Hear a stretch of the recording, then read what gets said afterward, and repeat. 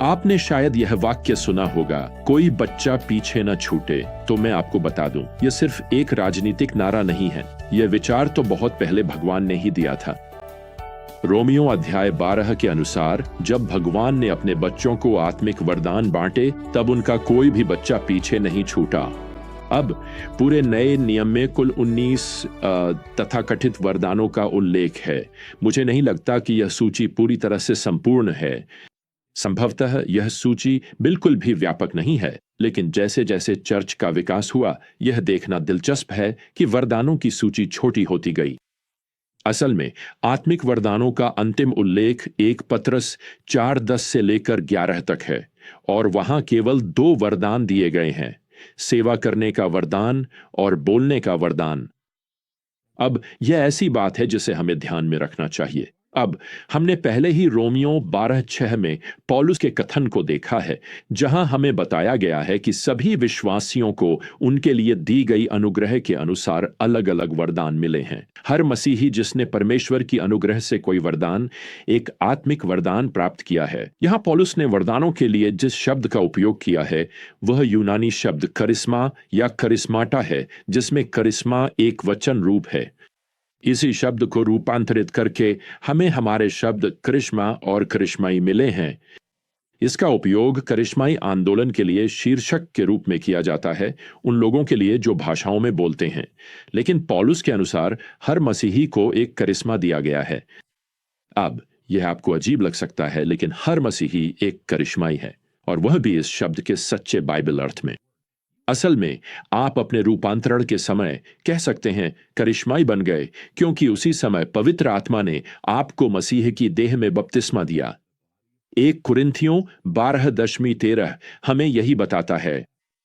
हो सकता है आपने उस समय कुछ भी न किया हो, या जब उन्होंने ऐसा किया तो आपको कुछ महसूस न हुआ हो, या आपने कुछ भी असामान्य न कहा हो, लेकिन जब पवित्र आत्मा ने आपको मसीह की देह में बपतिस्मा दिया, उसी समय आप आत्मा द्वारा वरदान पाए। यह वही क्षण है। मूल रूप से हम उद्धार के उस क्षण का वर्णन कर रहे हैं।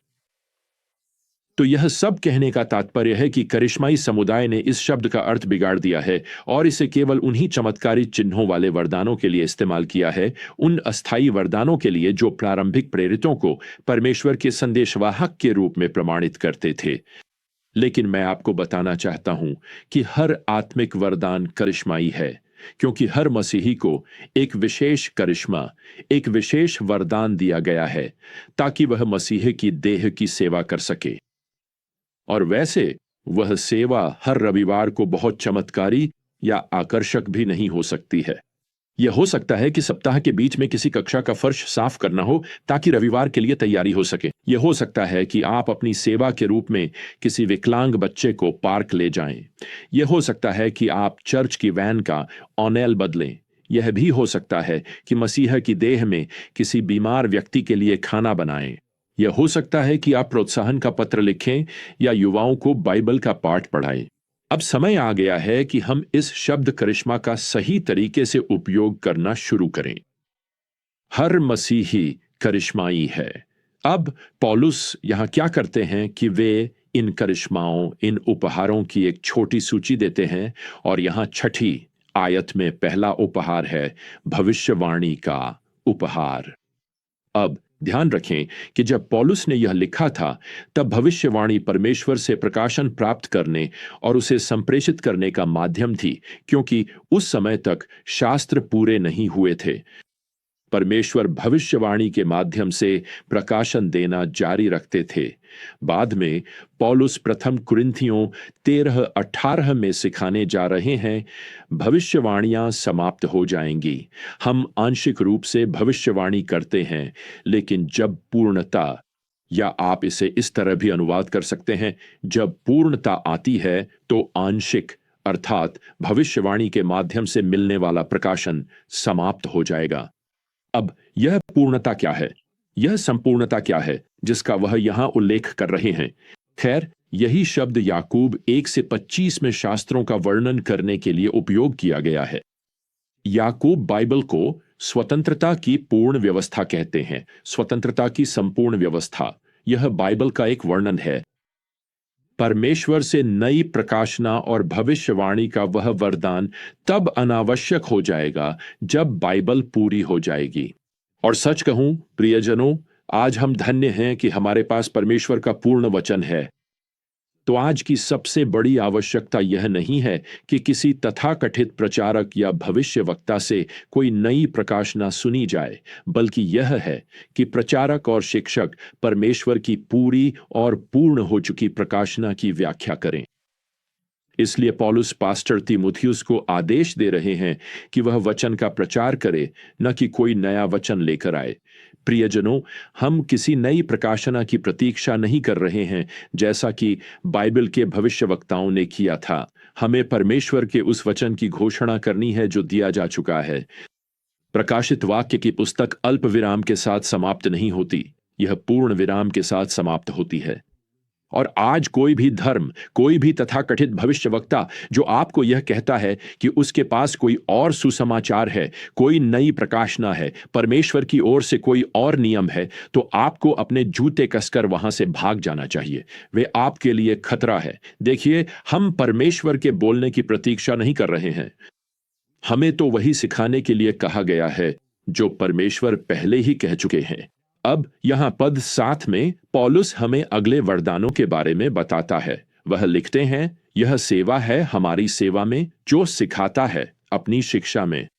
यहां जो यूनानी शब्द सेवा के लिए अनुवादित हुआ है वह डियाकोनिया है, जिससे हमें डीकन शब्द मिला है। इसका सीधा अर्थ है सेवक या दूसरों की सेवा करना। और मैं आपको बताना चाहता हूं, लोग जो कई अलग अलग तरीकों से सेवा करने के लिए तैयार रहते हैं, वे आज की सेवकाई की धड़कन और शक्ति हैं। तो यहां जो वरदान है वह है शिक्षा का। एक प्रतिभाशाली शिक्षक के पास परमेश्वर के वचन को समझाने की क्षमता होती है। इसका अर्थ है कि एक शिक्षक को पहले यह जानना होता है कि परमेश्वर का वचन क्या कहता है। इसलिए एक शिक्षक वास्तव में जीवन भर सीखने वाला होता है। और जैसा कि मैं अपने सेमिनरी के छात्रों से कहता हूं जो अपनी सेवकाई की तैयारी कर रहे हैं, पास्टर शिक्षक का पद यह मांग करता है कि वे सार्वजनिक रूप से 1 घंटे का उपदेश देने से पहले निजी तौर पर कई घंटे अध्ययन करें। इसलिए मैं उन्हें याद दिलाता हूं कि पास्टर बनने का बुलावा वास्तव में गुमनामी का बुलावा है। यह परमेश्वर के वचन के अध्ययन में शांत घंटों का बुलावा है। अब शिक्षा का यह वरदान एक एक करके भी हो सकता है। यहां जो शब्द वह उपयोग कर रहे हैं वह परमेश्वर के वचन की सच्चाई को एक बड़े समूह को सिखाने के लिए भी हो सकता है। यह आपके कार्यालय, आपकी दुकान में भी हो सकता है। यह सुबह बाइबल अध्ययन में सहकर्मियों के साथ भी हो सकता है। जब कोई आपसे किसी वर्तमान घटना पर आपकी राय चाहता है और आप उस घटना की व्याख्या बाइबल की सच्चाई के प्रकाश में करते हैं, तो क्या हुआ? आप अभी अभी एक शिक्षक बन गए। क्या कभी आपने सोचा है कि शिक्षा देना मसीह का कलीसिया के लिए आदेश है? हमें जाना है और शिष्यों को बनाना है, उन्हें बपतिस्मा देना है और उन्हें सिखाना है। मत्ती 28:19-20। इसलिए शिक्षा देना कलीसिया के लिए कोई विकल्प नहीं है। परमेश्वर के वचन को सिखाने वाले शिक्षक कलीसिया में अपवाद नहीं होने चाहिए। लेकिन मुझे डर है कि आज कई कलीसियाओं में शिक्षा देना अपवाद है, नियम नहीं। अब पौलुस यहां पद 8 में उत्साहवर्धन के आत्मिक वरदान का परिचय देते हैं। वह लिखते हैं, जो उत्साहित करता है वह अपने उत्साहवर्धन में। इस मूल शब्द को पराक्लेयो कहा जाता है। इसका अर्थ है किसी को अपने साथ बुलाना या किसी के साथ आना। यह शब्द पवित्र आत्मा के लिए भी प्रयुक्त होता है। पराक्लेतोस वही शब्द जो हमारे साथ चलने और हमें प्रोत्साहित करने के लिए आता है। आप जानते हैं, अगर आपने कभी कैंप फायर किया है तो आप उस छड़, उस डंडे या उस स्टील रॉड के महत्व को जानते हैं। और समय समय पर आप उस छड़ का उपयोग अंगारों को हिलाने के लिए करते हैं और क्या होता है, वे फिर से जल उठते हैं। यही है उत्साहवर्धन की सेवा। अब यहां 8वें पद में हमारे पास 3 अंतिम वरदान हैं जो तुरंत ध्यान आकर्षित करते हैं, क्योंकि पौलुस बताता है कि इन्हें कैसे उपयोग में लाना चाहिए।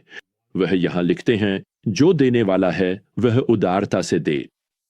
यह देने का वरदान है। अब हम सभी की देने की जिम्मेदारी है, लेकिन ये लोग प्रभु के लिए उपयोगी हो सकने वाली कोई भी चीज देने के लिए तुरंत तैयार रहते हैं। मुझे याद है एक रविवार की सुबह जब मेरा छोटा भाई टिमोथी लगभग 5 साल का था, जब हमारे पास से चढ़ावे की थाली गुजरी तो छोटे टिम्मी ने अपनी टाई उतारी और उसे चढ़ावे की थाली में डाल दिया और हमने धीरे से पूछा, तुम क्या कर रहे हो?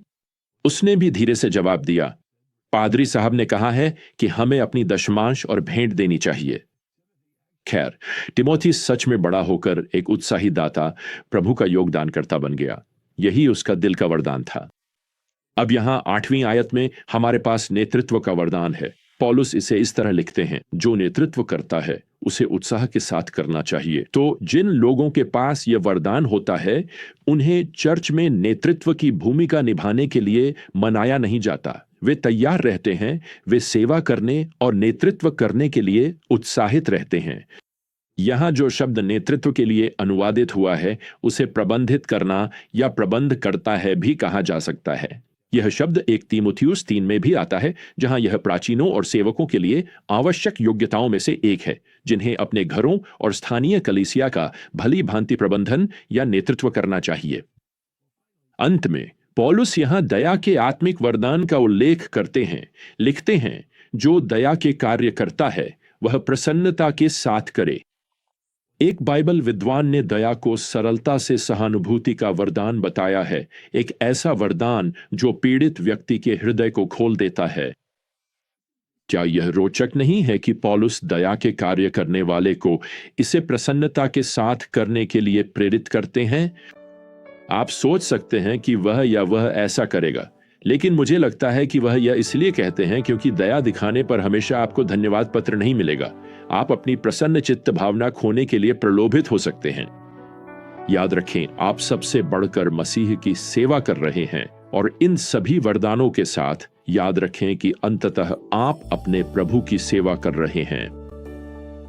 तो जब तक हम फिर से यात्रा शुरू न करें, प्रियजनों, प्रभु यीशु मसीह की अनुग्रह, परमेश्वर का प्रेम और पवित्र आत्मा की संगति आप सभी के साथ बनी रहे। आमीन।